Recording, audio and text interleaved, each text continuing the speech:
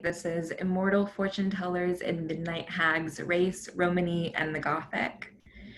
One of the first recorded references to gypsies was in Thomas More's Dialogue Concerning Heresies, published in 1529. More referred back to the notorious event of anti-clericist Richard Hume's death in the Lollards Tower in London. We all know that event. After speculation, More described a gentleman claiming that his neighbor knew of an Egyptian wise woman who was able to tell marvelous things through her gift of palmistry, and thus could possibly aid in solving the mystery of Hume's death. It's no secret that when people think about the figure of the gypsy, they think about the mystical tropes like witches and fortune tellers, stereotypes that specifically affect Romani women. While many of you may be familiar with the tropes through Gothic literature from the 18th and 19th century, or even contemporary Gothic and horror representations, you may not be familiar with the early modern origins of these stereotypes.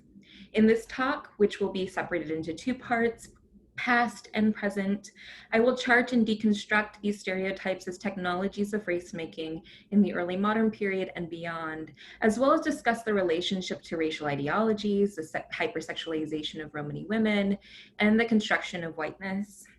And as an aside, in this talk, I will be using the word gypsy to refer to fictional representations and stereotypes, which was pretty historically used in the early modern period, 18th century, 19th century. And then I'm using Romani people to refer to the biographical and historical realities. So for most of the early modern English history, Romani were considered persona non grata. In the late 15th century, Romani people, a diasporic ethnic group originally from North India, arrived in Great Britain. Shortly after this population's arrival, the figure of the gypsy became a point of fervent nation building, reproduced in the rendering of Romani bodies as gypsy, a container for the fears, anxieties, and desires of the white English. Representations of Romani people, often referred to as gypsies, ranged from Shakespeare's Othello and Antony and Cleopatra to Ben Jonson's The Gypsies Metamorphosed, serving as a foil for English writers to create a distinctly white early modern English subject. Though the English proposed, not without doubt, that gypsies geographically originated in Egypt, hence the misnomer gypsy. Much of the concerns around gypsies revolved around the sense that they had no putative home outside of England like other racial groups, but originated within England itself. Though they were first met with curiosity, English officials soon cracked down on these quote-unquote outlandish people. In the beginning of the 16th century, the Parliament of England passed the first of England's gypsy laws, the Egyptians Act 1530, expelling the Romani people from the country. Because this law proved to be ineffective, unlike the expulsion of the Jewish population about 240 years prior, Mary Tudor introduced another law, Egyptians Act 1554, making the act of simply being a gypsy in England a crime punishable by death due to the supposed fear of Romani and their, quote, devilish and naughty practices and devices.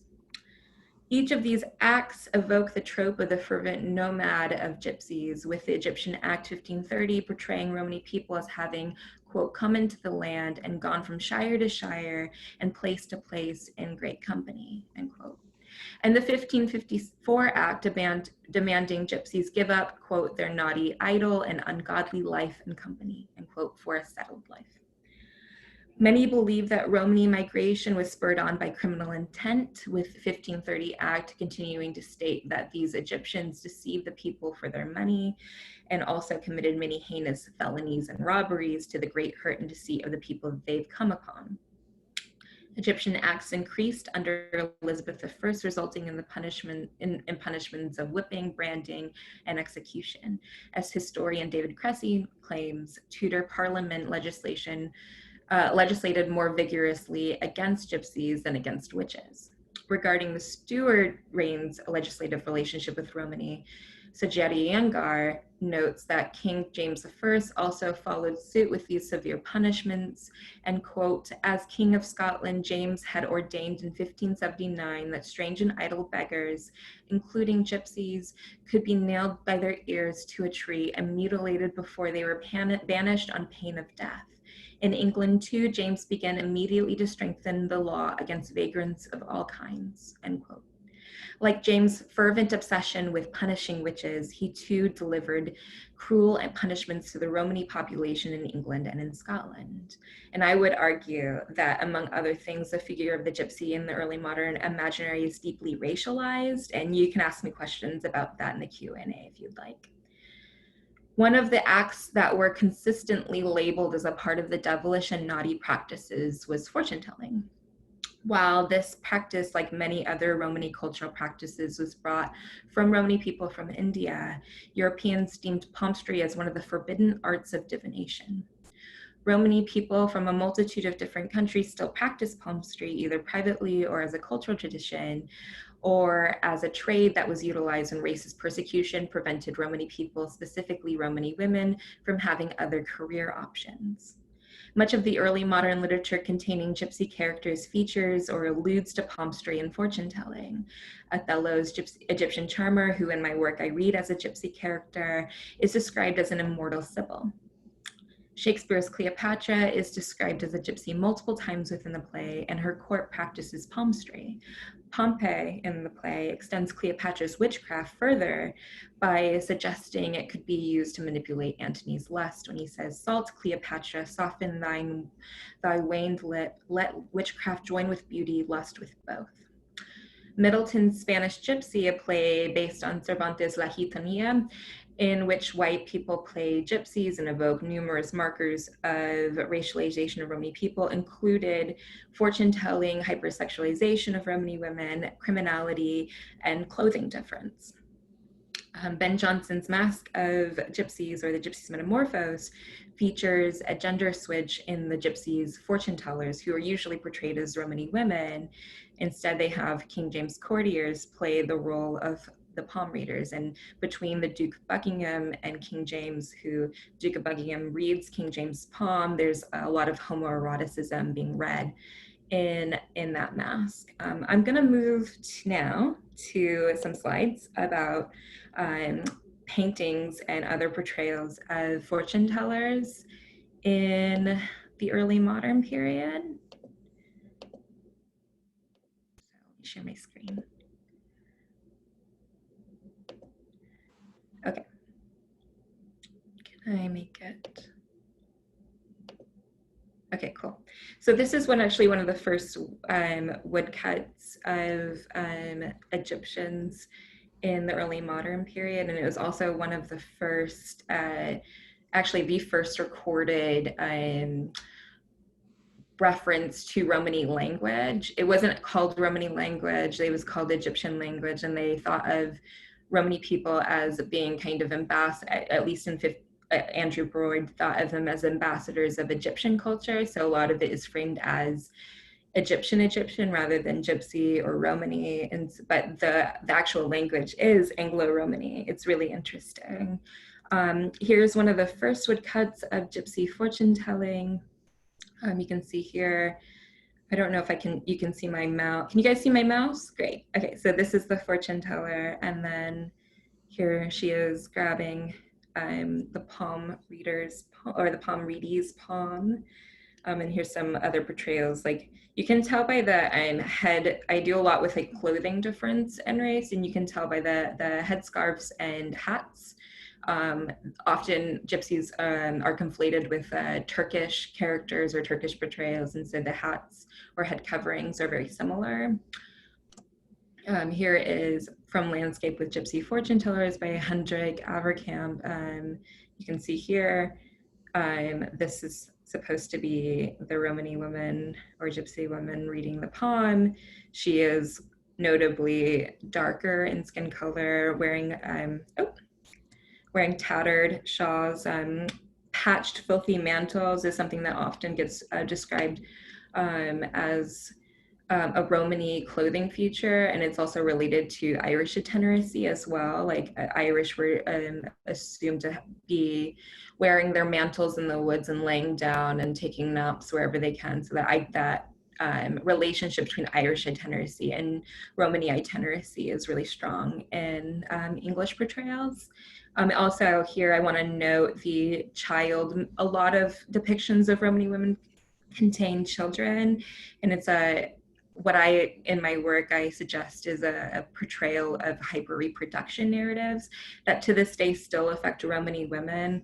In Eastern and Central Europe, Romani women still face forced sterilization by hospitals. So that's a concern that of the early modern period of hyper-reproduction that still lasts to this day. This is one of the first paintings of the fortune teller paintings, which became a kind of a trend in the Baroque period, starting with Caravaggio. This is pretty tame as a depiction. She's just reading his palm. It's a very intimate act in the early modern period to read somebody's palm, like to touch somebody and read their palm that way. And so you start seeing a hypersexualization of palm reading in other depictions. Like this one, you can see he is gazing at her. But the one thing that I think is really hypersexual about this is also the lewdness of this hand gesture, which those who know like early modern visual culture might know that this hand gesture in like early modern painting was considered a sexual reference. And you can see that this older Romani woman or gypsy woman is picking the pocket of the white man as he's getting his palm read, and he's distracted by the beauty of the younger gypsy woman.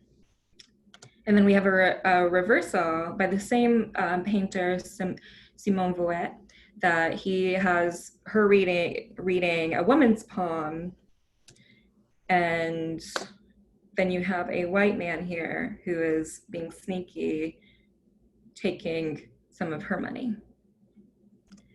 And then we have another fortune-telling, pickpocketing reference here with Spadna. We can see that the dress is, some art historians have said this is based on a famous Italian sculpture of a gypsy fortune teller as well. So the clothing is really notable. And then you can see a not very subtle pickpocketing here. And then we also have fortune-telling paintings in the 18th century as well with Joshua Reynolds. All right. So that's the art. So here we can see like intimacy and contact is a big part of portraying palm reading. And it's something that's connected to Ben Jonson's portrayal of palm reading in The Mask, which I'm going to get to, and its relationship to criminality, which we can see in the palm reading is often depicted with pickpocketing. Probably the most pervasive stereotypes about gypsies in the early modern period, besides criminality and accusations of witchcraft, is the counterfeit skin color narrative, which, unlike the former stereotypes, has not persisted to contemporary representations of Romani people.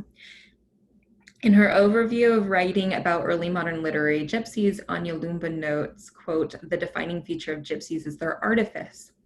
Their darkness is not natural, and yet no less threatening for being artificial," end quote. Though this artifice is not a physical trait referenced in every early modern literary representation of gypsies, and it certainly falls out of favor as a defining feature by the 18th century. In the 16th and 17th century, it was a pervasive trope that conflated all gypsies, including Romani people, with counterfeit gypsies, rogues who applied brownface for criminal reasons. While some scholars have attended to this counterfeit skin color narrative as one based on early modern reality, my scholarship argues that the anxiety surrounding early modern gypsies' counterfeit complexion is a distinctly biopolitical issue in which the concerns revolved around a fear that this painted population was a type of contagion that was inflicting and transforming white bodies into brown ones. And we see this not just in Ben Jonson's mask, I want to talk about Ben Johnson's mask because it's one of the more like distinct one, and it also has like the layers of white courtiers painting themselves brown and then spreading the stereotype that not only are all Romani people or all gypsies painting themselves brown and that they're all counterfeit, but that they can also be whitewashed, that they can be turned white by the sovereign power of King James. Which is not something that we see in the legislation. There's no legislation in the early modern period that says the punishment for being a counterfeit gypsy is being washed or having a bath or even being turned white by the power of King James. Really what's going on with these narratives of counterfeit skin color is not only just the anxiety of white people being in proximity to brownness and what that means for an English population that's trying to construct a narrative of white Englishness and a national project based on whiteness to justify colonization and also the transatlantic slave trade. But also there's a naturalization of whiteness, which is definitely a constructed thing, but they wanted to naturalize it. And so you see other people of color in the early modern period being called artificial through their skin color. Like Black people are just sunburnt to early moderns. The painting narratives, ink narratives, the idea that they're just inked, geohumoral difference or the geohumoral contact making people turn brown is another one. So all of these narratives are things that we don't encounter to the now in contemporary period, but in the early modern period, it was a way of naturalizing the idea of whiteness. In Johnson's The Gypsy's Metamorphose, a palm tree acts as a catalyst for expressing such anxieties of racial contagion and transformation. When reading the poem of Catherine Manners, the Lady Marquise of Buckingham, the third gypsy remarks that she will, quote, fall in love with a gypsy, end quote. This refers to the fact that her husband, the Duke of Buckingham, or at that point Marquis Buckingham, was cast as the Jackman in The Mask. The third gypsy states that, quote, though he look yellow, end quote, she will not be racially tainted by his love. And this is what he says.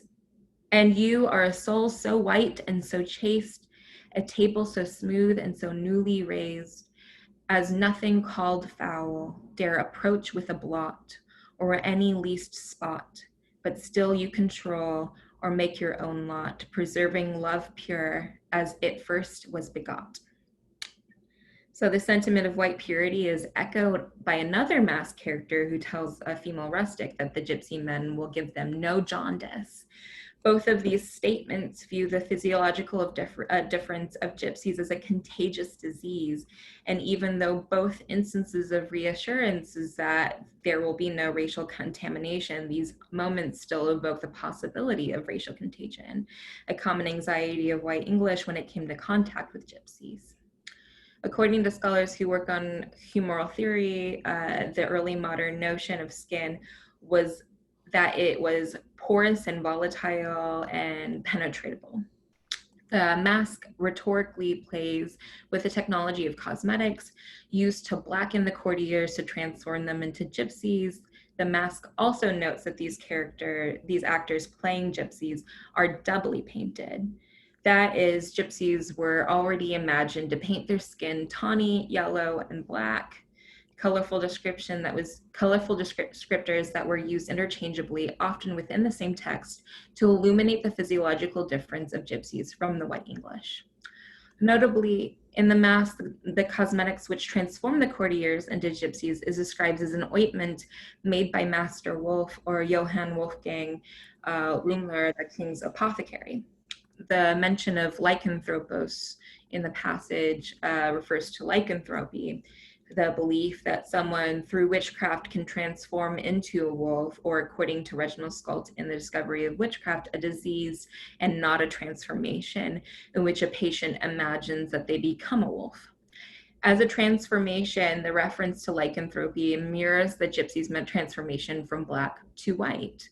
but as a disease, the metamorphosis coded as lycanthropos takes on a biopolitical implications of contagion, in which the gypsies imagine counterfeit complexion is akin to a virus that, like lycanthropy, can affect the patient's behavior, making them more beast than man. And of course, in the second half of the talk, we'll talk about the connections between werewolves and gypsies as something that persists in present day through The Wolfman. Some of you might be familiar with that movie or its remake.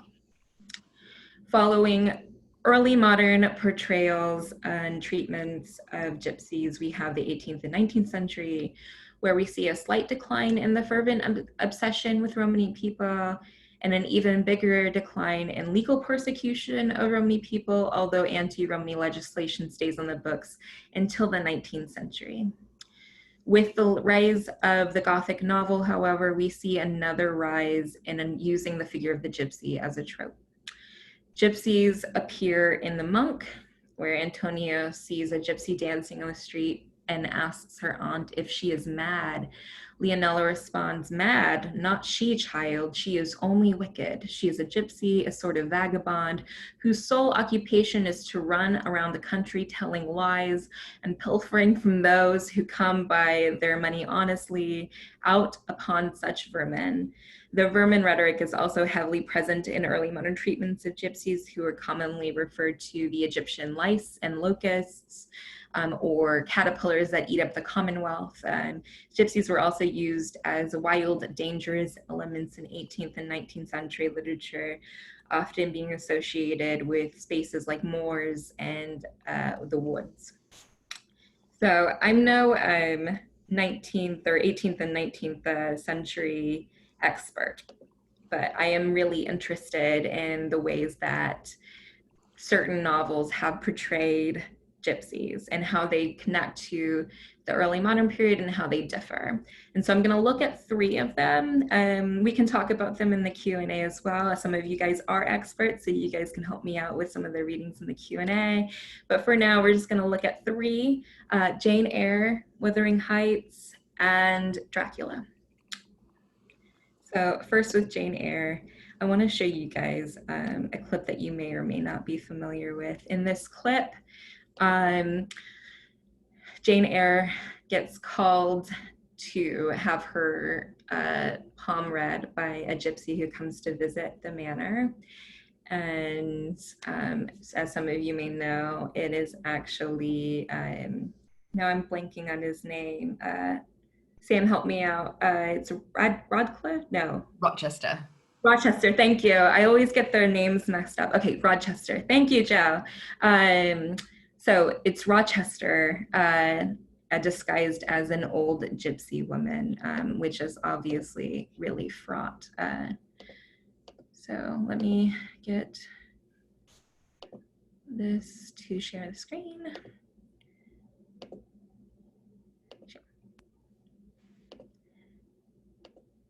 All right. Rochester's fortune, I came to hear my own. Your fortune is yet doubtful. Chance has offered you a measure of happiness. It depends on yourself to stretch out your hand and take it up. Whether you will do so is the question. Kneel again on the rug. Do not keep me long, fire burns me.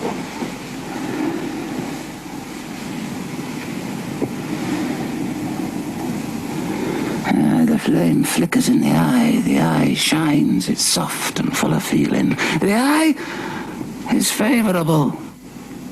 The mouth, at times, delights in laughter.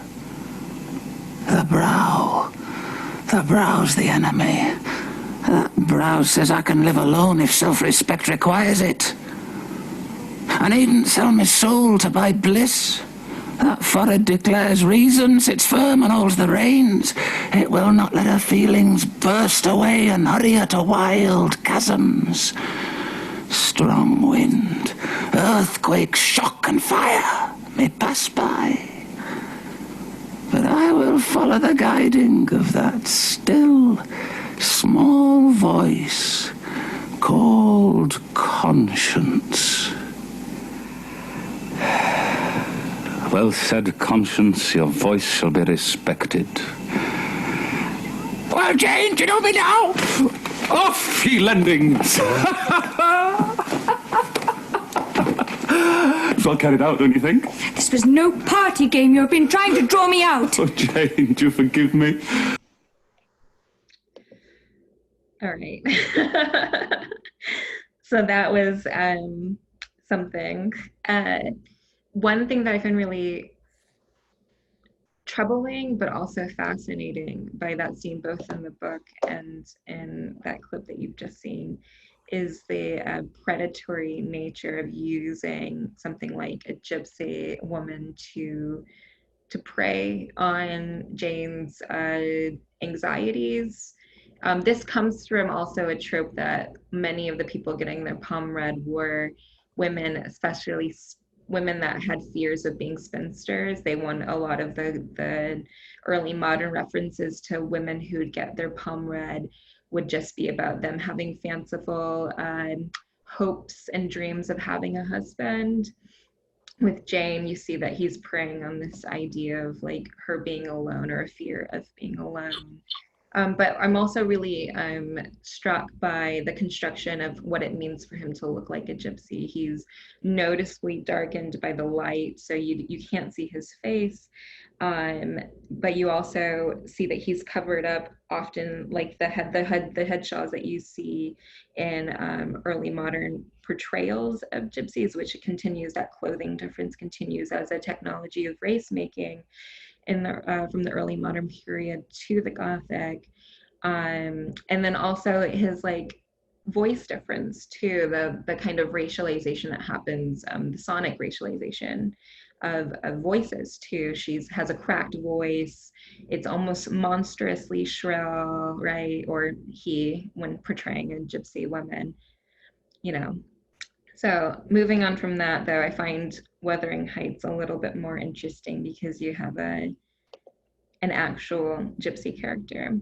And I know that some of you may be thinking or have read that the gypsiness of Heathcliff in Wuthering Heights is more of a symbol or a use of the word gypsy in the kind of abstract way rather than the realities of him being Romani or portrayed as Romani in the novel. And I find that really interesting that some readers do push the gypsy as like a liminal space or as this kind of abstract or non-concrete space for people to reside in. What would happen if we did read Heathcliff through the lens of racial stereotypes about Romani? Well, that's what I'm going to try to do. So one thing that I find really striking is that his first adoption is what people often use as ways to de-gypsify Heathcliff as not being a real gypsy or not being really a portrayal of Romani people, or is the idea that Mr. Earnshaw, he is Mr. Earnshaw's illegitimate son from a prostitute. The word gypsy often was used in the early modern period to the 18th century and probably lingered in the 19th century as a word to talk about wanton white women as well, white women who were sexually transgressive, including prostitutes. So that is a reading you can have, but there's also a clear fear of miscegenation or vilification of miscegenation, with him possibly being Mr. Earnshaw's mixed race son. When he's first introduced, Heathcliff is described, he says, "I had a look at a dirty, ragged, black-haired child, big enough both to walk and talk. Indeed, its face looked older than Catherine's, yet when it was set on its feet, it only stared around and repeated over and over again some gibberish nobody could understand." This is really like interesting to me for multiple reasons. The it of describing a child who is identified as a boy, and they could say he, but the idea of an it is a feature of like dehumanization. Gypsies in the early modern period and the 18th century are sometimes referred to as it or monolithically as it through the verminification or dehumanization rhetoric, often surrounding uses of animal tropes. But also the word gibberish is actually a racial slur against Romani people, which you may not have known. Gibberish is related to the word jib in Anglo-Romani, or jeep in Anglo-Romani, and in other Romani dialects, it's cheap. It means language or tongue, and I think in the early modern period it starts becoming a way to racialize and also delegitimize Romani language speakers. So Romani people were persecuted as speaking gibberish, and it's worth noting that since the early medieval period in Europe and early modern period in England, Romani language was seen as a language that was illegal. It was delegitimized, and in some cases, like in Eastern Europe, Romani people would be punished for speaking Romanes in public. And to this day, children in public school systems, if they're speaking Romanes, they will get punished. This is still something that Romani activists are trying to combat, the cultural genocide of our language. So that use of gibberish, and it's worth noting, a lot of people might say, well, he was a child, like maybe he just didn't know how to speak English. If he was old enough to walk around and big enough to walk around, then he would be somebody who would have language. But the fact that it's called gibberish in this context is only through like an English or European context of not being able to understand it, and thus it's delegitimized. All right. Another way of racialization of Heathcliff is also through Heathcliff's seen as this kind of inherently wild, rough, and dangerous, despite spending most of his life in the care of the Earnshaws. I'm reading this as a way of race being treated as biologically inherent. It's kind of a reverse La Gitania, if you're familiar with Cervantes. Preciosia is, in the novel, is seen as a white noble girl who gets kidnapped by gypsies, and that's a common trope from the early modern period that still exists to this day and still is used to persecute Romani people. If you're not familiar with the case of the gypsy girl Maria in Greece, I really suggest that you look into that. That happened in 2014, where a blonde girl was seen in a Romani camp, and locals thought that she was stolen because of those stereotypes. It turned out that she was of mixed Romani heritage and just happened to have blonde hair. But there was an outrage, a public, and it became international news, an outrage of this child that was seen as beautiful and angelic because she had Eurocentric features, couldn't possibly belong to those ugly brown gypsies. And that is something that existed in the early modern period as well. With Preciosia, Preciosia was raised as a gypsy, but she was seen as like the best dancer and was seen as inherently much more nice and more graceful and more beautiful than the other gypsy women, because there's a connection between the biological inheritance of whiteness. So even though she was raised as a gypsy, her whiteness prevailed. In Heathcliff's case, it's the opposite. Despite being raised in a Eurocentric context, in the same ways that Catherine was raised, he's still seen as inherently more dangerous, inherently more wild, and inherently more rough.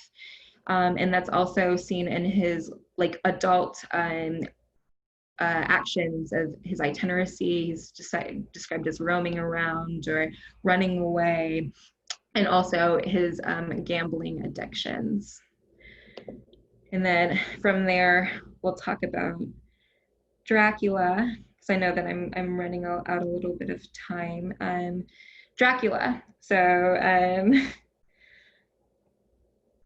some of you may or may not be familiar with the depictions of Dracula as having gypsy slaves or gypsy minions in the novel.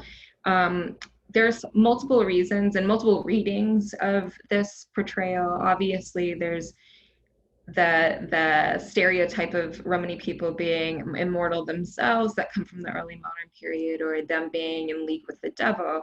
And of course, then they would be associated with Dracula. But then there's also the idea of Romani people being a kind of fixture in Eastern Europeanness, that if you go to Eastern Europe, you will contact or you'll be in contact with gypsies. And that's still something that lingers to this day when white tourists go and visit Romania, or the Czech Republic or Slovakia, or many other countries in Eastern Europe.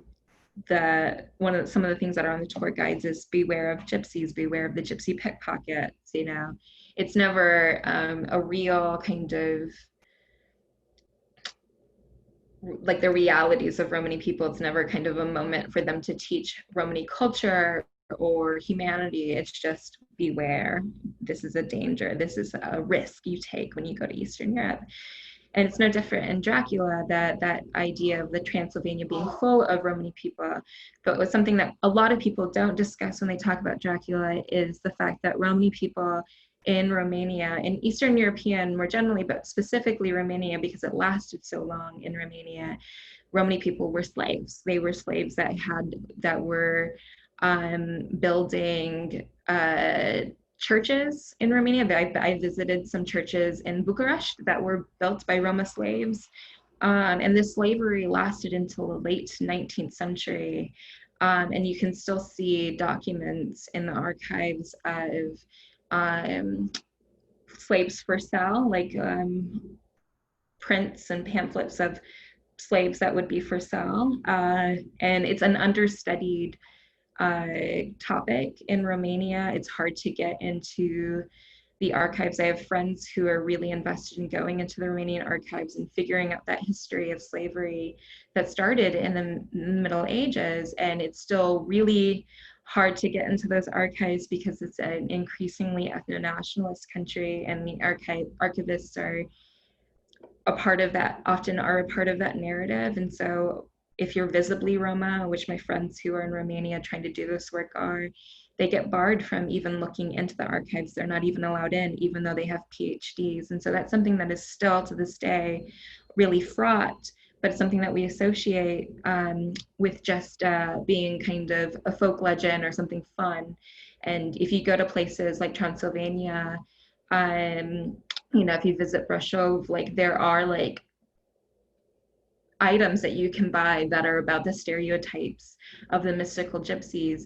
And so while Romania still persecutes and oppresses Romani people to this day, and it's still a place with huge amounts of oppression, systemic racism, they also benefit from that stereotype monetarily by selling tourist items featuring the figure of the gypsy fortune teller or the gypsy minion of Dracula. And I'm going to show you a clip that was actually deleted from Bram Stoker's Dracula, which I know is awful. Like, I know it's awful, but this is a deleted scene. It's only like less than a minute long.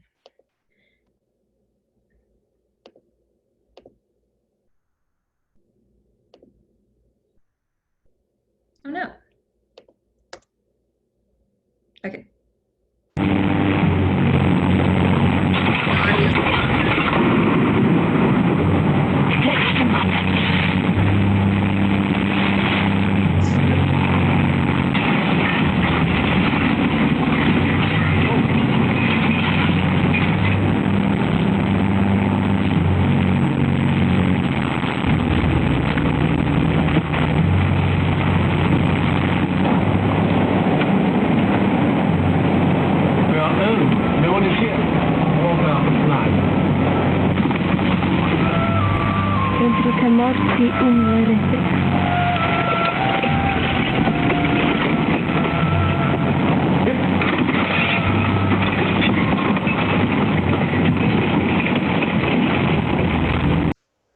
All right. You may not know this if you're not familiar with that movie. It came out in the 90s, so you can still see that, like in the 90s, those stereotypes about the gypsy fortune teller prevail, and you can see the clothing racialization that still exists from early modern depictions of fortune tellers with the head shawls, the idea of like gold jewelry. That is still something that is pretty strong to this day when it comes to stereotyping Romani people. Um, I laughed a little bit, not because of the stereotype, which I do take very seriously, but because of Keanu Reeves' incredible acting in that. So that is that's the first part of the talk. I'm going to now like take Q&As before we move on to more modern representations of the gypsy fortune teller. Thank you so much. So if anybody has a question that they'd like to ask, do feel free to put it in the chat or to ask by video. I know there was one higher up, so I don't mind asking. yeah, go for it, Rish. So I don't know if this would fall under the more modern representations or if I'm just seeing stuff that isn't there. But I was wondering about the witch in The Beauty and the Beast, especially the Disney adaptation, and how close to the stereotype she is, especially before she transforms and reveals herself to be this all-powerful witch right at the start. Oh, you're on mute, Sydnee. All right, and here I am.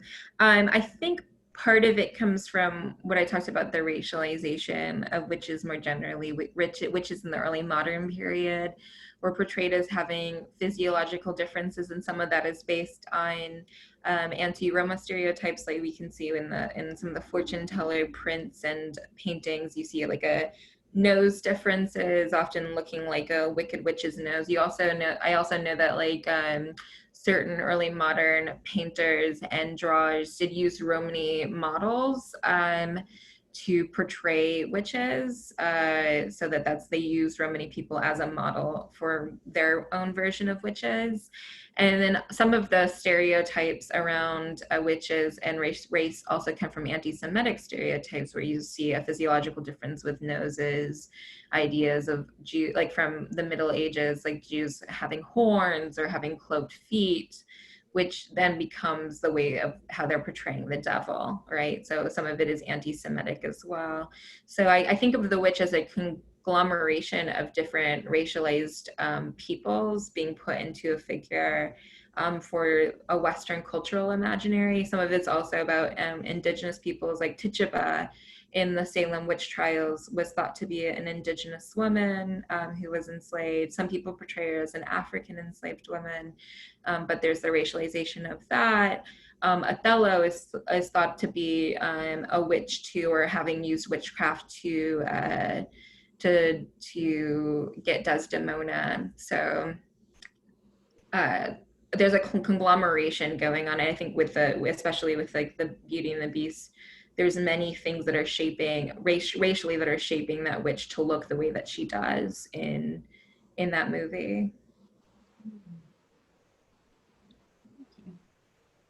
I don't know if you can see the question from Carol. Oh yeah, I see. Why did they think Romani came from Egypt?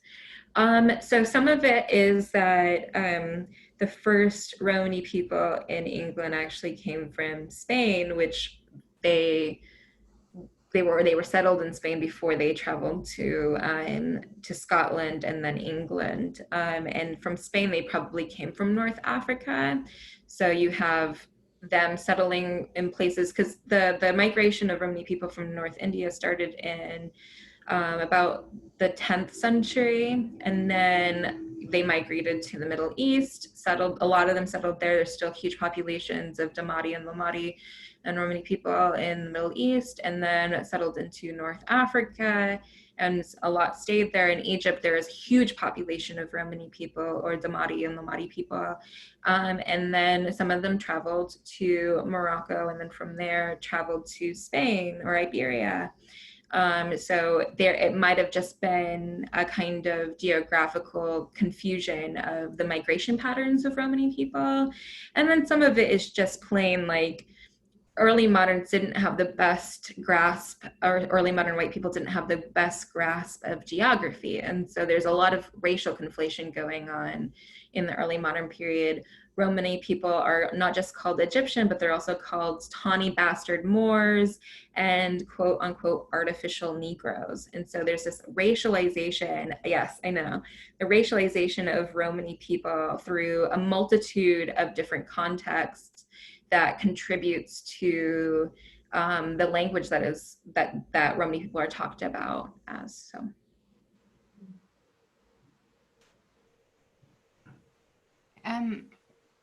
So I was sort of interested in that kind of change in legislature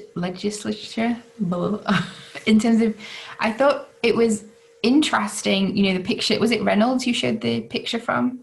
Yeah. And then I'm thinking of the sort of early Gothic representations of gypsies, which tend to be quite negative in terms of like those kind of bands of gypsies and like being conflated with the condottieri and the robbers and stuff. But then also like in The Monk, where you have that really negative depiction, but then it's coming from a very negative character and her fortune telling is being depicted as real.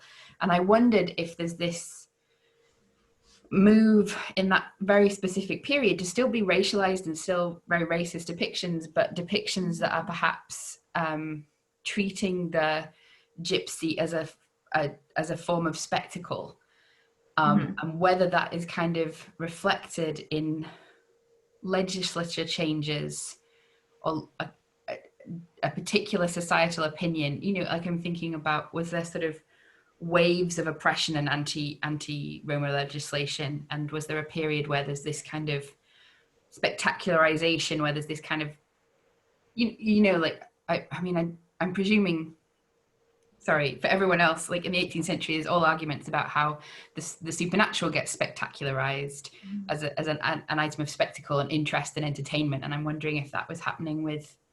Yeah. As much as there's like huge crackdowns on the legislation gets increasingly more violent, and you start seeing more and more court cases against Romani people that end in execution, either by drowning or by hanging, the ears being nailed to the tree. Like, these are real things that happen to Romani people. And as much as those violences were happening pretty often in the early modern period, the archive is so vast when it comes to materials about gypsies. And so you can see that there was a desire and an obsession to know about gypsies and to treat them as a spectacle, as a source of entertainment, not just through literature and visual culture, which they ate up in multitudes. Like, the Thomas Decker's pamphlet Lantern and Candlelight, which features a lot of material about gypsies. And one of the editions, because it was published multiple times, one of the editions actually has what they call like canting language, what he describes as the Romani language. It actually, when you look at it, none of it is Anglo-Romani, but he says that this is the language of the gypsies. And so there's a way of like people also wanting to buy it for learning the language so that they can understand that. But at the same time, there's also the performances of Romani people on the stage, and then there's also real accounts or descriptions of people going to see gypsy entertainers or Romani entertainers in England. And that's still something to this day. I mean, when you go to like in England, there's the Appleby Fair. There's still like white spectators that go, and they go because they fetishize and romanticize Romani people. And yeah, I mean, that's still seen as like a spectacle. Romani art and culture is still seen as a spectacle, even when it's done for cultural preservation practices.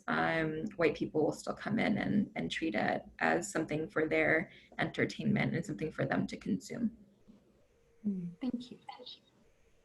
So in terms of like the legislature in the sort of, you're saying anti-Roma laws were reduced in the 19th century, is that right? Or yeah, the laws started becoming like the Egyptian Act started being removed from legislation in the late 19th century. It wasn't as practiced in the 18th century, 19th century more.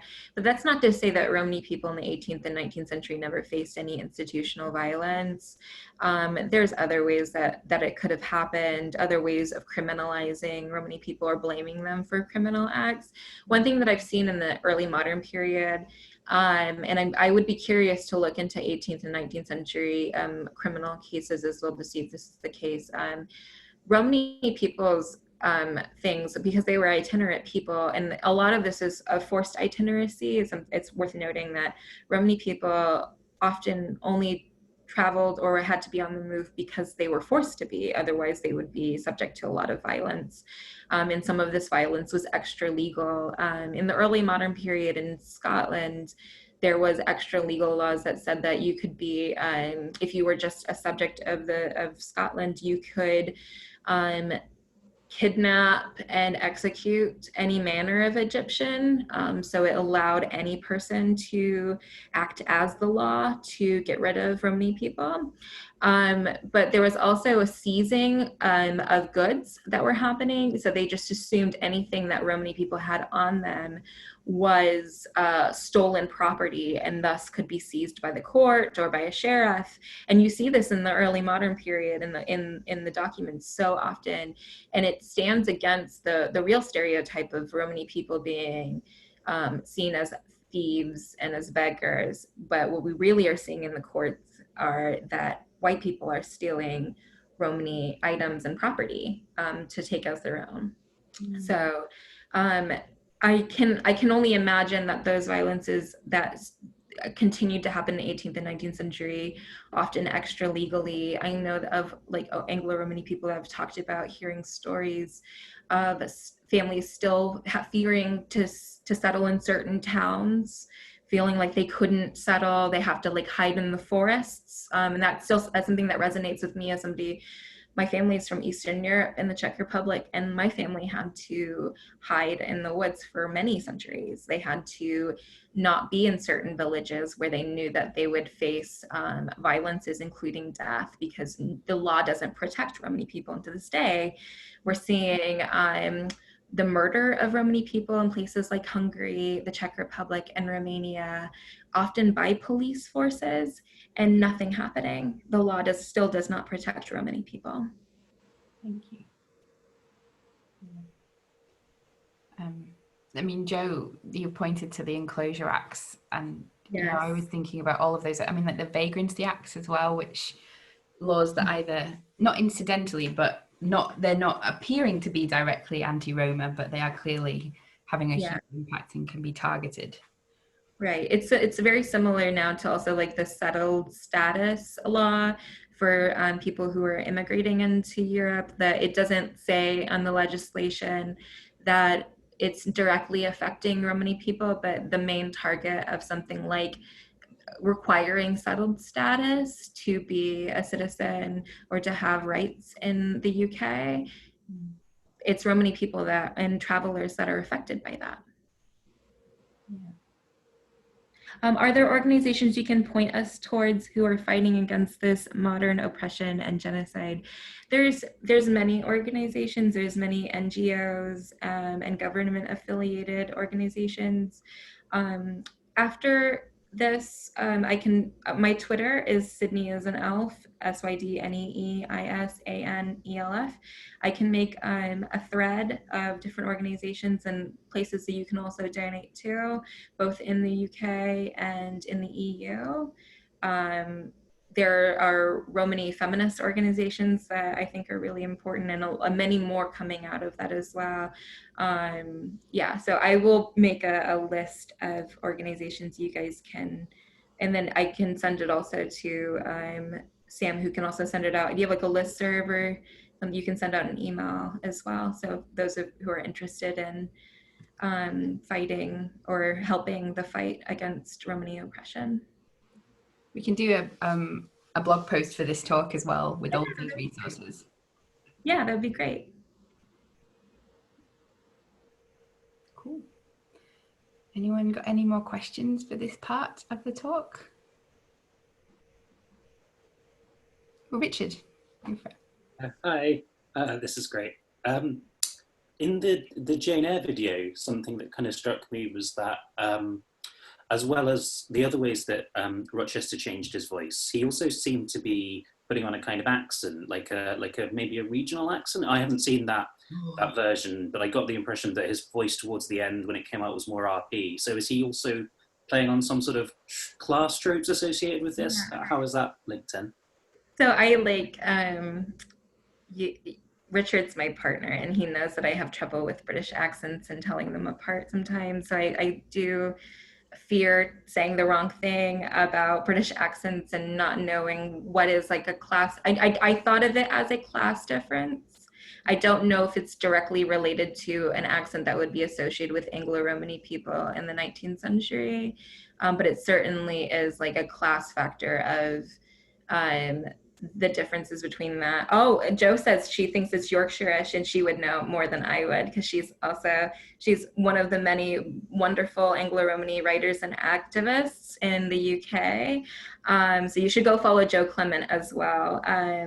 But yeah, it's definitely something like a northern accent, and it's class-based through that, and like that switch to the RP, and then also the deepening too. There's like that gendered shrillness. There's the gender, class, and racial connotations of that voice that turn into that kind of like sonic racialization, and then him switching to a deeper RP, more like pronounced voice. I mean, that's clearly, but it's supposed to be a good reveal for Jane to know that it's him, but yeah.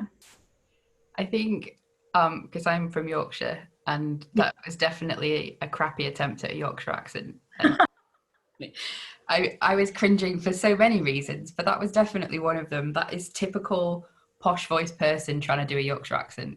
Oh man. Eat the rich. So.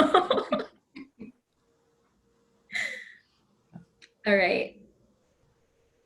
Yeah, it was like a very witchy voice. Yeah, Joe's right. It was a very witchy voice, which often gets contributed. You either get like a witchy gypsy fortune teller in certain cases where they have like the witchy like voice, or you get a really Eastern European one, which is the one that I see quite often, and it affects me very much because I grew up with a family of Eastern European Romani people, and so when I hear that makes me cringe when I hear the Eastern European fortune teller who will scry into a crystal ball and tell you your fortune.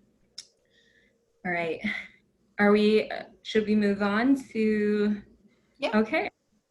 So this one is going to be a little less casual, or a little more casual, because I'm not talking as much about the early modern period, and I kind of want to talk to you guys and have a conversation about some of the things that we might see in contemporary culture, and some things that I actually grew up with. Somebody who grew up in the US in the 90s and early 2000s, so you might be familiar with some of these references. So the figure of the gypsy remains a prominent part of Western culture. You might know them from the Wolfman and its remakes. How many people actually know of like the 1941 Wolfman?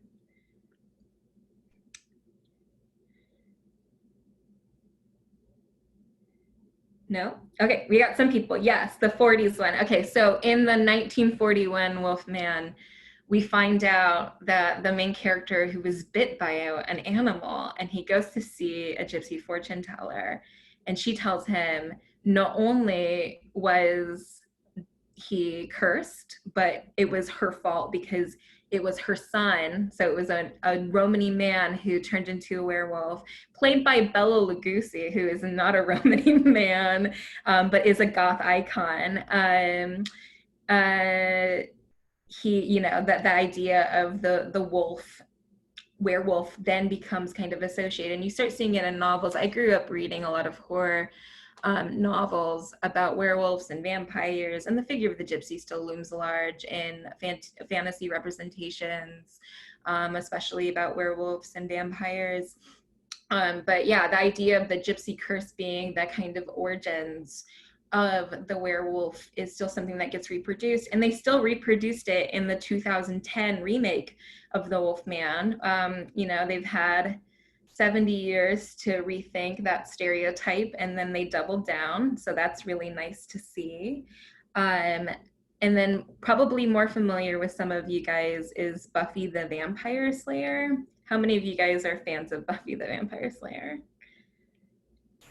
I'll wait for the comment section. Maybe not. Maybe I'm just showing my age here. Yes, some people are. Okay, great.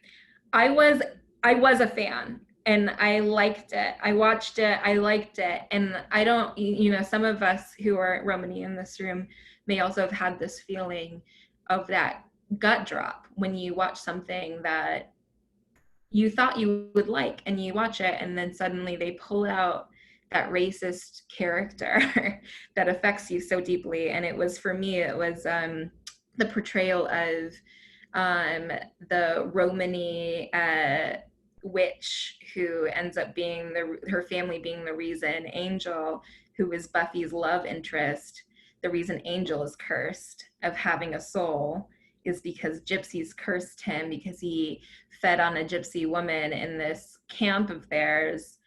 And the whole stereotypes, I mean, they have her practicing witchcraft and paganism. And I think I would have forgiven them if they made her more of a human character, or if they even made an attempt to portray her as a woman of color. They had a white woman portray her. And then they killed her off in the first season, the season that they introduced her in. So all of these things happen, and the killing off women of color in tropes is in movies and TV is a tale as old as time, and Buffy is definitely a repeat offender of killing off many women of color, including the only Black Slayer that they had gets killed off by one of the weakest vampires of all time, Drusilla. Like, it doesn't make any sense. But I won't go too deep into it, but the idea of that as a way of looking into gypsiness in modern representations, and the way that still to this day fantasy and horror and Gothic depictions like still rely so deeply on the figure of the gypsy as like a crutch to add a mystical spectacle element to that work. I'm going to share my screen, and yeah, Drag Me to Hell is the next thing I'm about to show you. Yeah, this one really upset me as a fan of horror and as a fan of Sam Raimi, who did he did the Evil Dead series, which is a really wonderful series. Many of you might be fans, but and also the fact that he is a Jewish man who's reproducing Romani stereotypes. So it's not just people of European descent, but a lot of people pull on from these stereotypes to use these stereotypes to monetize or to create a spectacle out of, or as a crutch to create an element of horror. And so I will go into here, and here's Drag Me to Hell. This is the gypsy funeral scene. Something worth noting is that they're all white actors. None of these actors are Romani, and I don't think any Romani actor would actually be a part of this project anyways, so. You are not welcome here. Wait, I need to see her. I need her to forgive me. And I'll get her the house back. And you're gonna make everything all right for her, is that it? Yes. Come on.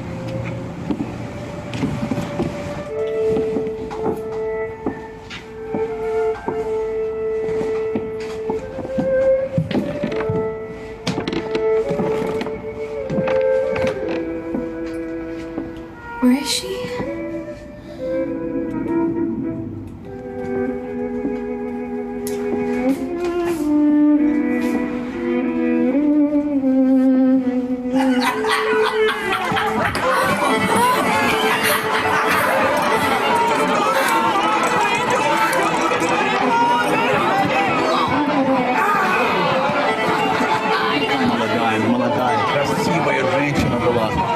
Никого в жизни не обидит, ну совершенно никого.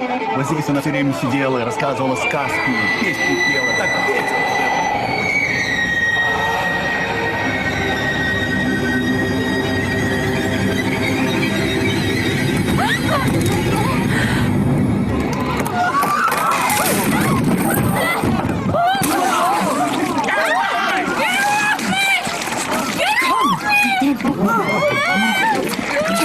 Roll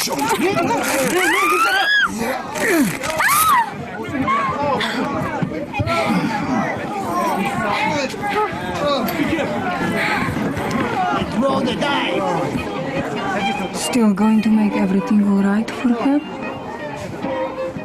You deserve everything that is coming to you.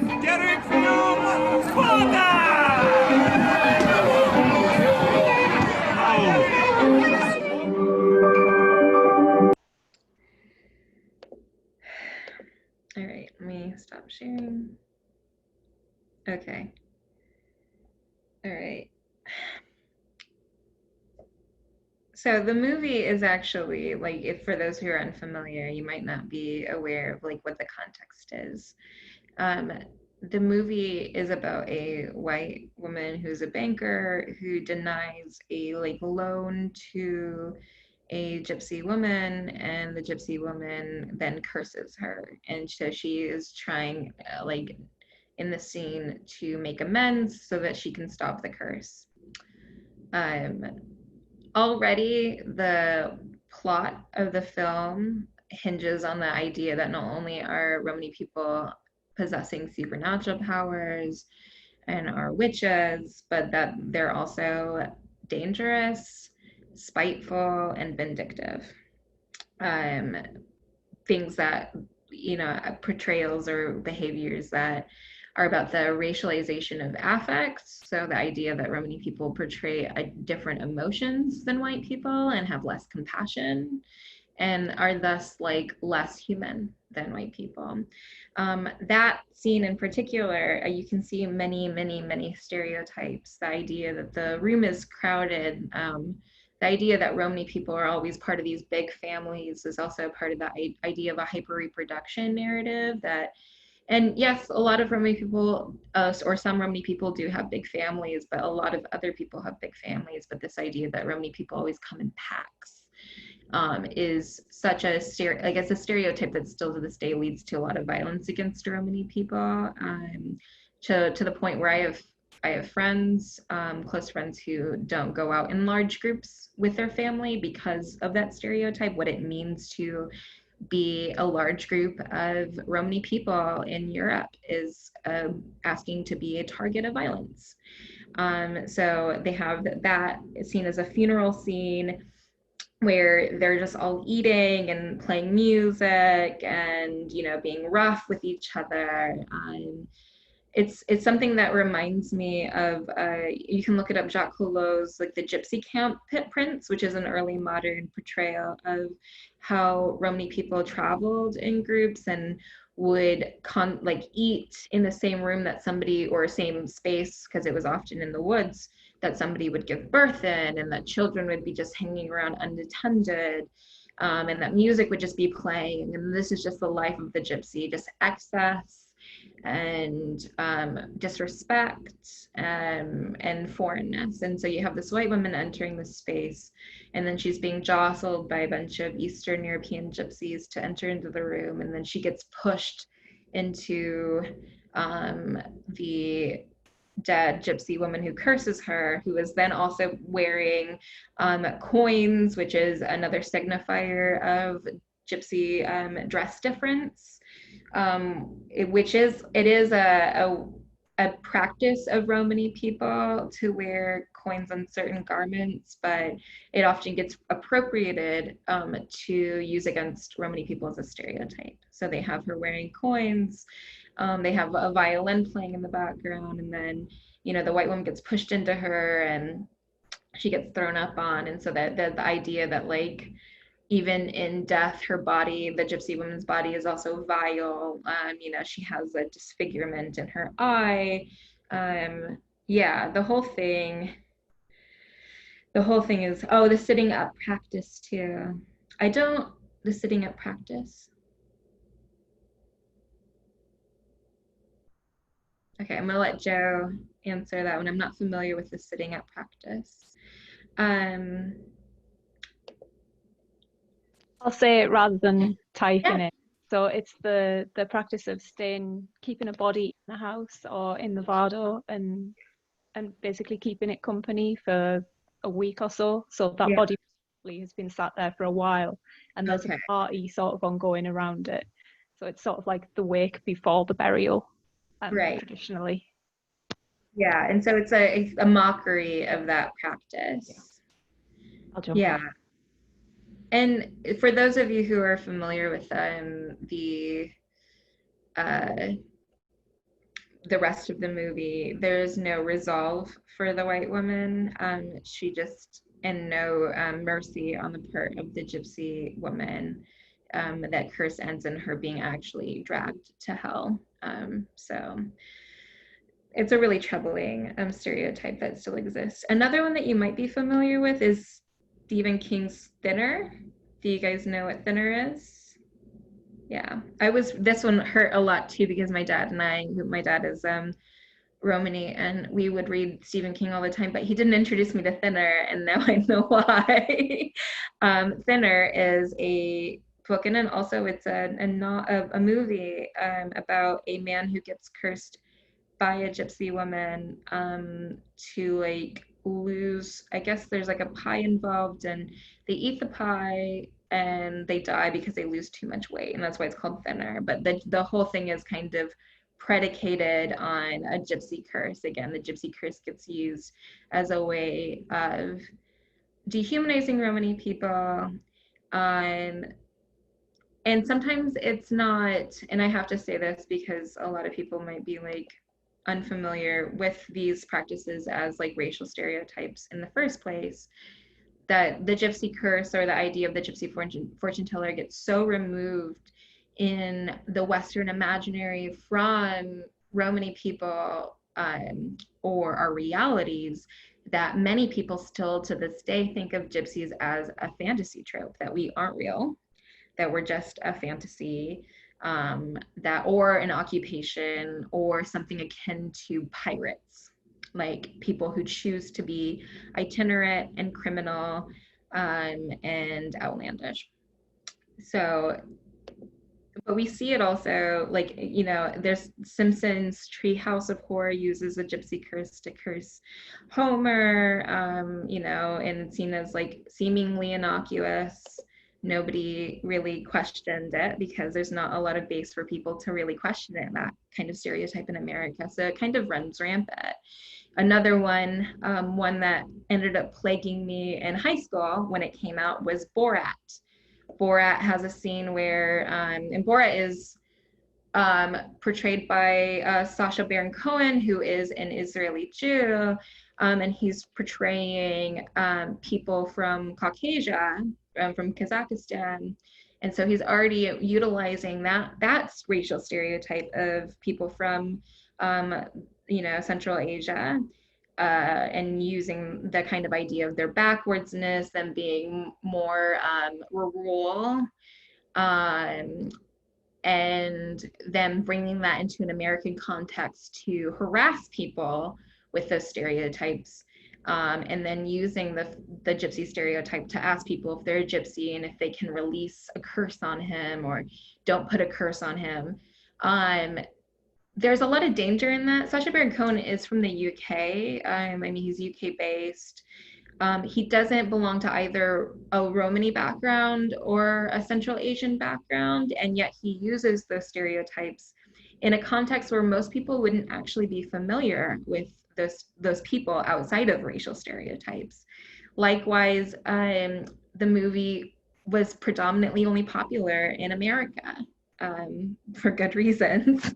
You know, a place where still racism and racial stereotypes is seen as a hot commodity. So the damage that gets done in the name of these kinds of fun or familiar stereotypes that are divorced from the actual realities of Romani people in those contexts is vast. When I grew up with that stereotype, like, people would come to me up in the hallways in my high school and ask me to not put a curse on them. You know, that was the kind of thing that they would say. And it's a reproduction of that violence. And when you ask an audience that's unfamiliar with Romani people, with no context to like clarify what Romani people are or the realities are, or even having a person who's Romani in the film to show why that would be a stereotype and what real Romani people act as, then what you're doing is just reproducing racial violence, even if you just call it a satire at the end. Another thing that I just recently somebody brought to my attention is What We Do in the Shadows. The TV series recently just introduced a new character who is a Romanian Roma vampire. And while it's not as violent as some of the other stereotypes, it does very little to, you know, she is a humanized character. She is like somebody who's not, you know, seen as just a flat one-dimensional character. The idea of her being associated with vampirism and also witchcraft is still a huge stereotype that affects Romani people violently to this day in Eastern Europe. I want to, for the last 10 minutes, before we go back into Q&A, I do want to talk about the realities of Romani people and the kind of violences that people face in Europe to this day. I did talk a little bit about the forced sterilizations that happen to Romani people, but also lack of education. A lot of people think that Romani people have a choice or that are choosing to be uneducated, or that it's a cultural practice to not be educated, that Roma parents are barring Romani children from schools. What actually happens in reality is a series of systemic racisms against Romani people. In France, if you do not have a permanent address, you cannot go to public education. So that already affects Romani people. Also in France, they have manouche laws, or gens de voyage laws, against the manouche, where if you are legally categorized as gens de voyage, which is means that you're itinerant, and it predominantly only affects manouche or Romani people, you don't have the right to vote, you have a lack of citizen rights, and that often affects the kind of public education that you get.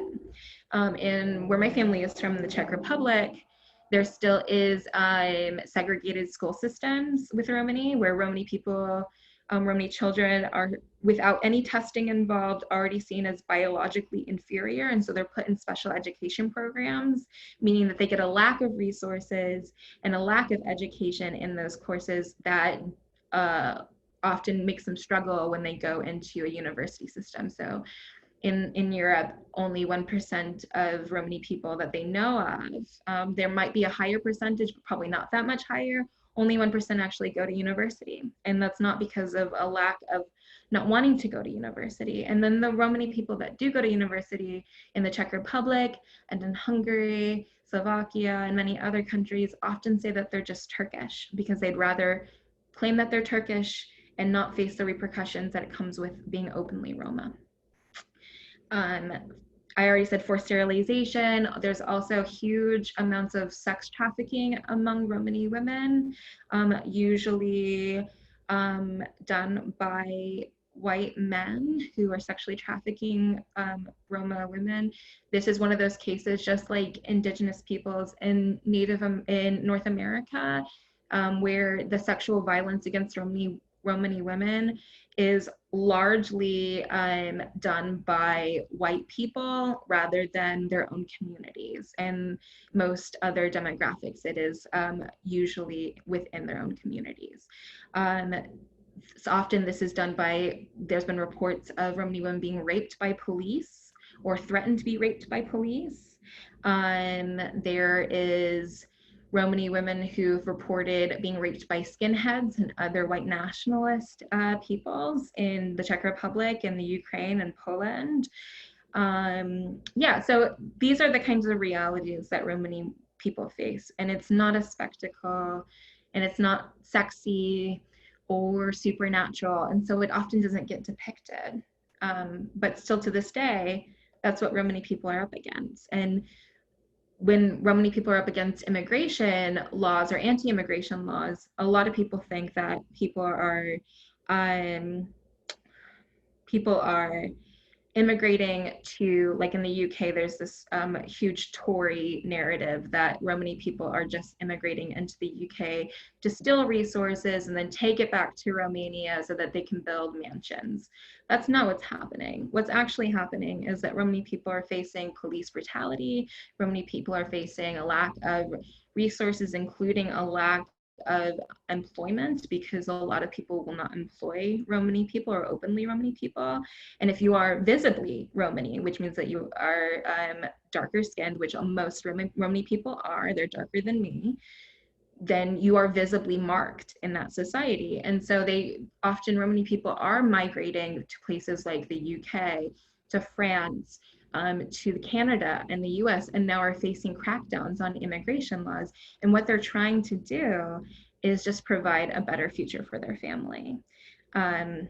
With that being said, these stereotypes are not without questions or reclamations by wonderful feminist activists in the Roma community. So I'm going to read a little bit. The figure of the witch has become a useful political tool for feminist activists, and we've seen that now. People running events to hex Donald Trump or hex Boris Johnson. Third wave intersectional feminism has reclaimed witchcraft imagery and stereotypes to make stances against rising white nationalism. Mihaela Dragan, who's a Romani feminist playwright and actress who founded a queer Romani theater company in Bucharest, Romania, draws on lasting stereotypes of gypsy fortune tellers and witches to reproduce and subvert these tropes. Drawing on Afrofuturism, Dragan marks her own turn towards Romani futurism through the figure of the witch or cyber witch to create a feminist model for Roma that doesn't reject the fortune teller label, but instead repurposes it to shape her artistic exploration of Romani subjectivity and anti-Romani racism in Europe that is centered around the site of the Roma woman's body. For Dragan, the outcome is not to capitalize on the exoticization of gypsy curses or palm reading, but to form a mechanism of survival and cultural preservation and imagine a future in which Romani women thrive. Dragan explains, people think we're trapped in the past. Europe has an obsession with integrating us. I created the idea of a Roma cyber witch and of a techno witchcraft to show them that we are also people of the future. And I'm going to show you some clips, or not clips, but some stills from one of her plays called Kalitras, which means Black Fear in Romnese.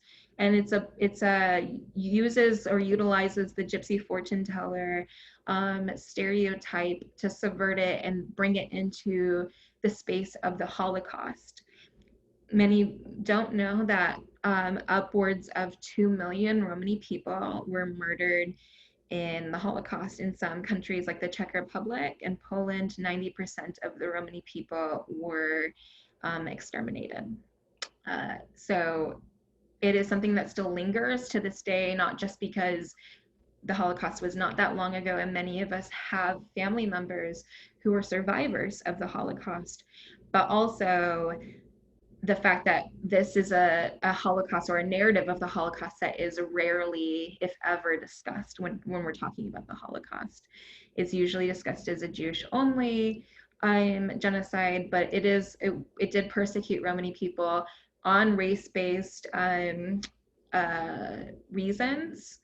They did blood testing with Romani people before they started persecuting Romani people because they were caught up on the idea of Aryanism. If Romani people were from India, then that would make them Aryan. Why do they look that way? Why do they act that way? How can we racialize them or make them seem not Aryan so that we can reproduce this Aryan narrative for ourselves?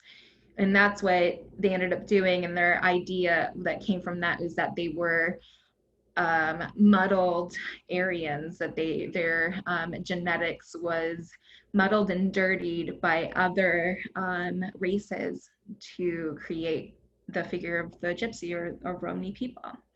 And to this day, Holocaust spaces like Lety in the Czech Republic are still contested.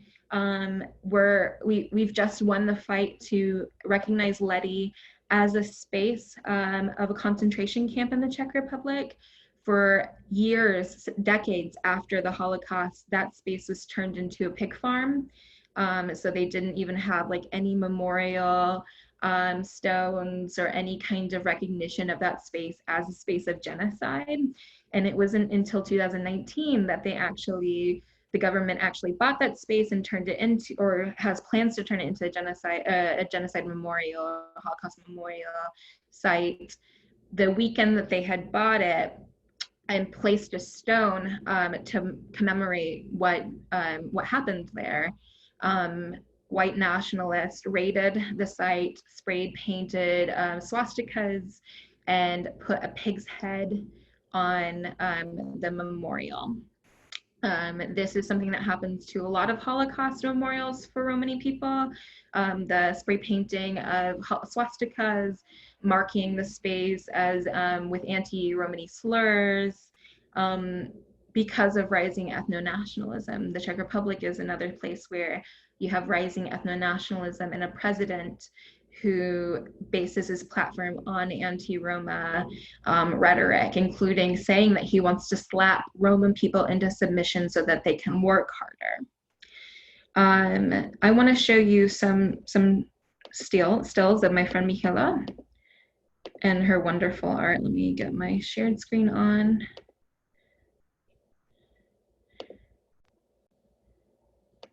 So this is Michaela, and she's wearing traditional Romani textiles and clothing. So this is an apron that Romani women wear.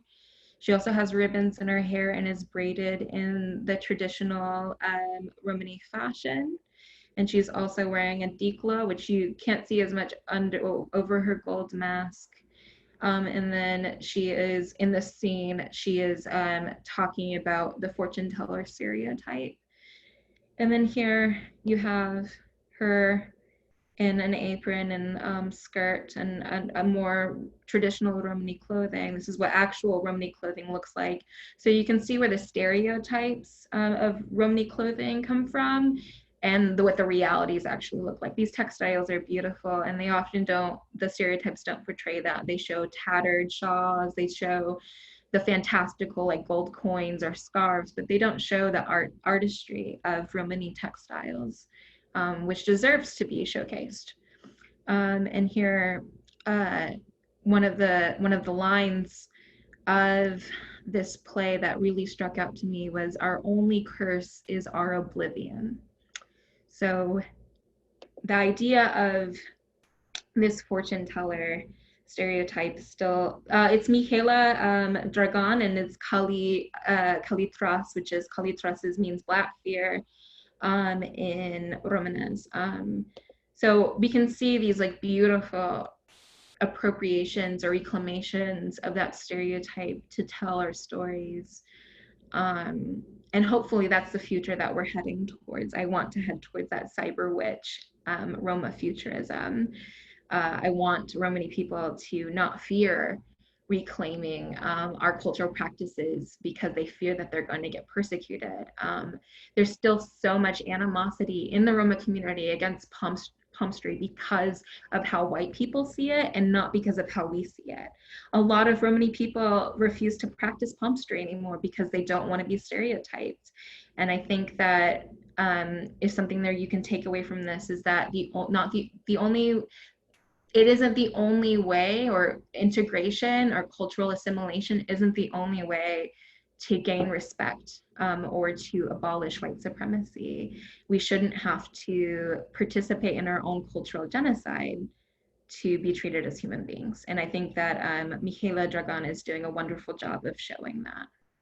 Thank you. Thank you. Thank you so much for talking with us. Do people have some questions or anything that you would like to ask? Yes, thank you so much. Thank you. I'm really interested. How do you think this sits with the hypersexualization? Yeah, I think that there's like there is definitely a dichotomy between either Romani women are the sexy gypsy stereotype, or they are that hag. And one thing that I didn't talk about a little, but I could talk about now, is that in the 18th century, there was a really like a hyper focus on older gypsy women because of a court case that happened. I can't remember because I'm not an 18th centuryist and it's not something I do in my own work, but I found it in the archives and I can post a thread about this another time.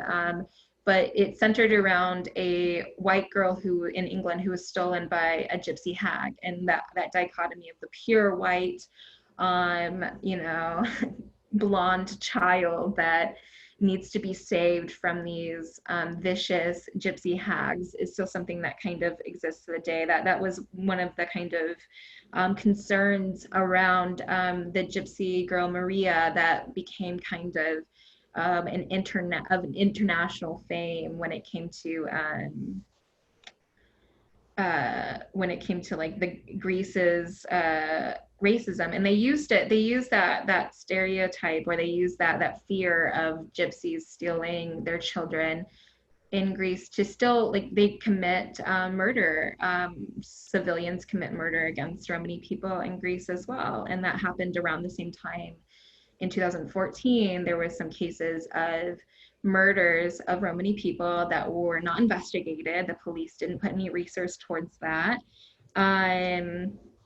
But yeah, that was those stereotypes, that fear of gypsy women, hags stealing precious white children leads to astronomical violences against Romani people.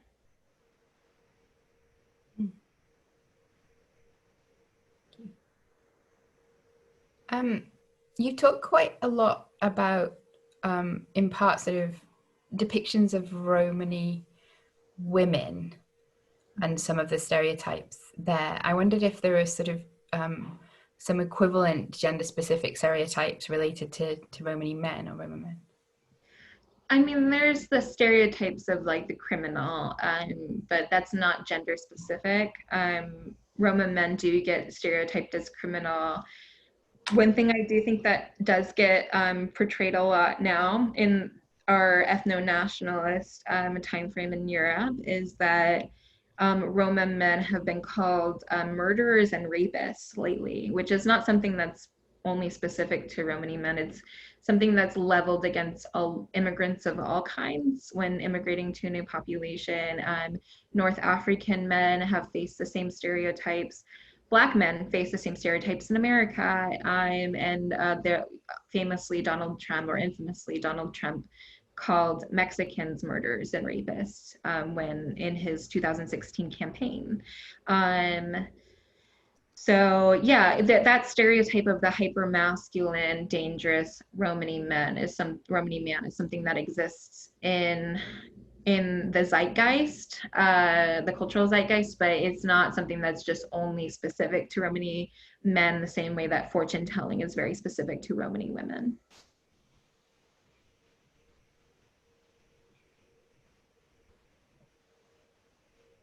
Thank you.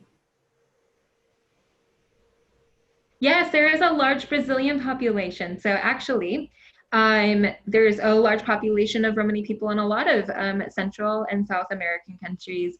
Some of these populations were founded during Spanish colonization or Portuguese colonization in Brazil's case.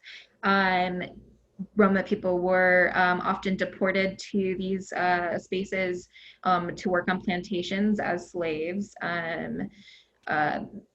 This happened also in England as well, to plantation for Romani people being treated as slaves or indentured servants. In Mexico and in Colombia, though, there's also newer populations of Romani people that were fleeing the Holocaust. So there are now Eastern European Roma populations in Mexico and in Colombia, which is really interesting to see. And also there's Afro-Romani communities all over the Caribbean, Southern America, and in South and Central America as well. Thank you.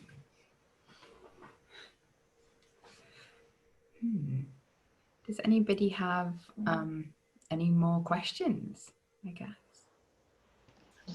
I don't know if it's like a question so much as a like half-formed, I love just it. like musing thing. But I think, especially thinking about Jane Eyre, what I find really interesting is that there's this, you know, the gypsy fortune teller thing, but what Rochester does in that scene in the novel and in the clip is he is talking about the face and facial structures and what they reflect. And that's something that happens throughout the novel. It's physiognomy or whatever, which is of course bunk science now we know, and really connected to racism and all that stuff. So, yeah, sorry, kind of lose my train of thought. But I think it's interesting that there's this like weird dichotomy that gets painted between the other, the gypsy who is the other, who does all these like mystical things like palm reading, and then these quote unquote scientific pursuits that are similar. It's still like looking at a part of a person's body and saying that certain things ascribe to certain personality traits or whatever. And so I guess I'm just wondering, like, what's the divide there? I mean, I don't even know what I'm asking really, but that's wild.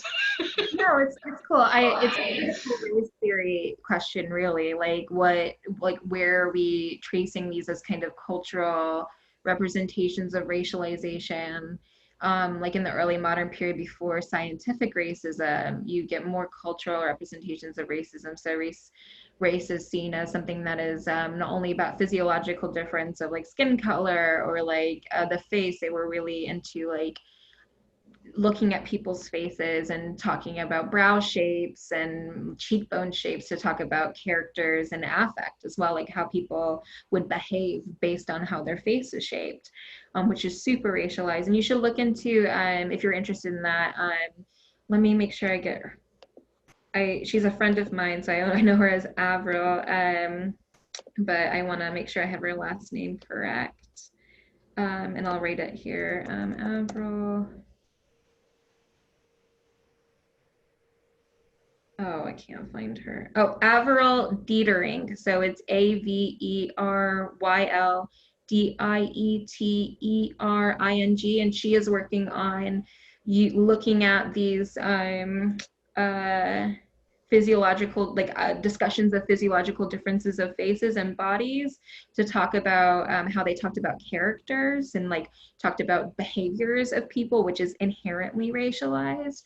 So you get those kinds of things. Clothing difference is a big one. Religious practices is another big one of racial difference. And then during the scientific like discovery of racism, where they started using like pseudo-anthropological language, and then the rise of eugenics, you start getting pseudoscience based on genetics and based on geography to talk about the differences of races, and mostly to skew to have a white supremacist narrative. And it's not based in reality. Skull shapes will tell you nothing. So those things still, scientific racism still lingers. But I would argue, even in the 18th century, when they're starting to find, in the 19th century as well, when they're starting to discover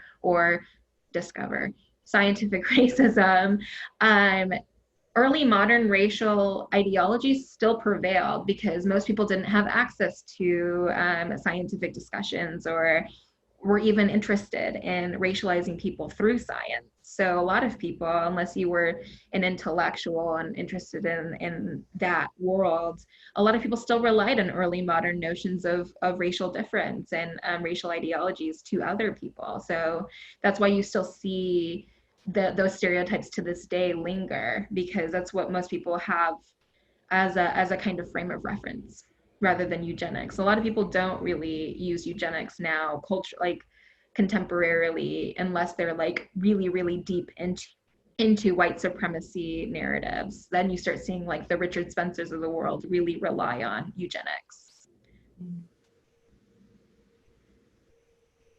I don't know if you saw the question about moving away from these serious questions to werewolves.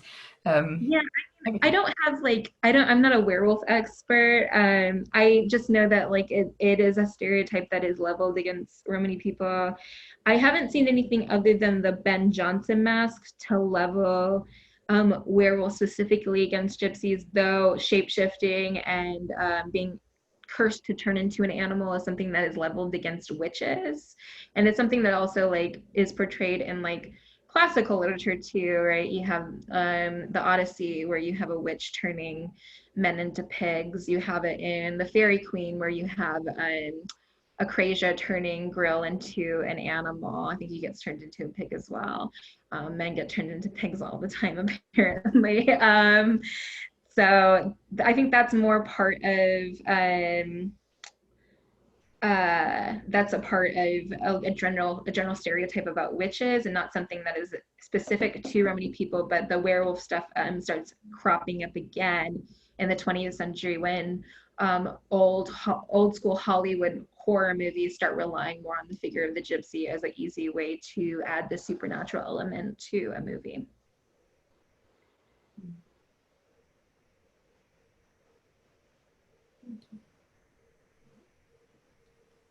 Any other questions for Sydnee, guys?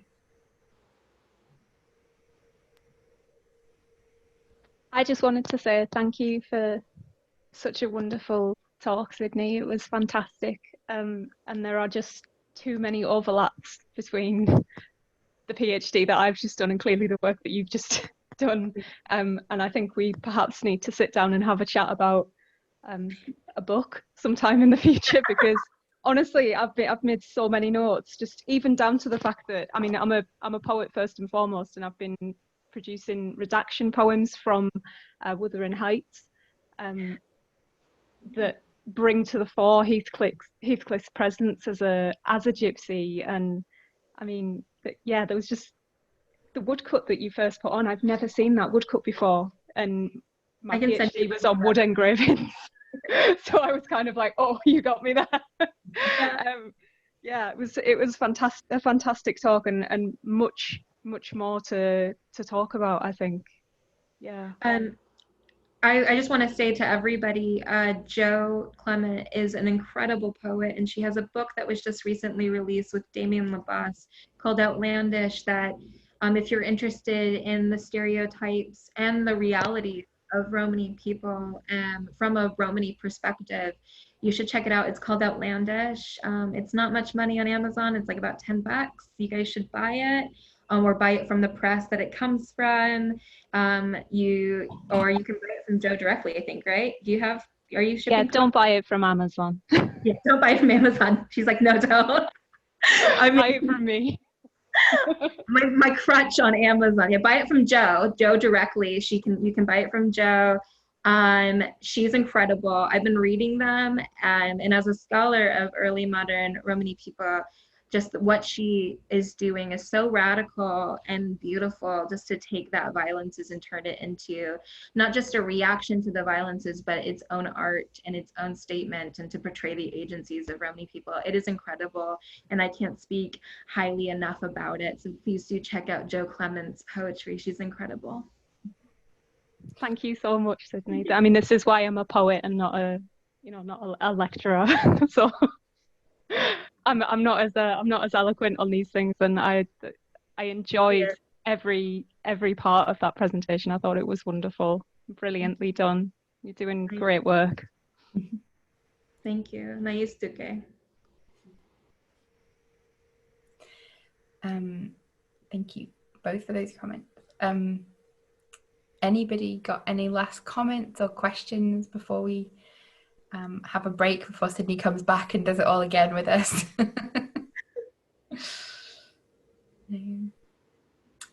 I've put the links again to support Sydnee, so do if you can. Will there be a bibliography? That's the question. Well, if we want to make maybe next week, I mean, it'd have to be next week. I'm working on so many fellowship applications right now. But next week, Sam and I could do a blog post, and I can put a bunch of bibliographies, and also places where you can donate or pay attention to Romani activists. Yeah, that'd be great, I think. Thank you. That'd be awesome. Sweet. Yeah, great. Something to look forward to on the blog next week. So, I mean, thank you so much, Sydnee, for coming and sharing your work with us and sharing your ideas. I'm sure you can follow Sydnee on Twitter at sydneeisanelf, which I recommend. Sydnee's always posting about good stuff, and you can look up Sydnee's articles that she's written before and her work in various different areas, really, but including on this on Shakespeare and race and depictions thereof. So yeah, it was great. Thank you so much, Sydnee. Thank you to everyone for coming. Do remember to check out our future classes if you'd like to come and see anything more. If you'd like to suggest a class, if you'd like to teach a class, then do get in touch with me as well. So thank you so much to everybody. I'll see some of you tomorrow for food in the Gothic. Otherwise, goodbye. And thank you so much to Sydnee. Thank you guys so much. It was really wonderful. Thank you. Okay. Bye, everyone. Thank you.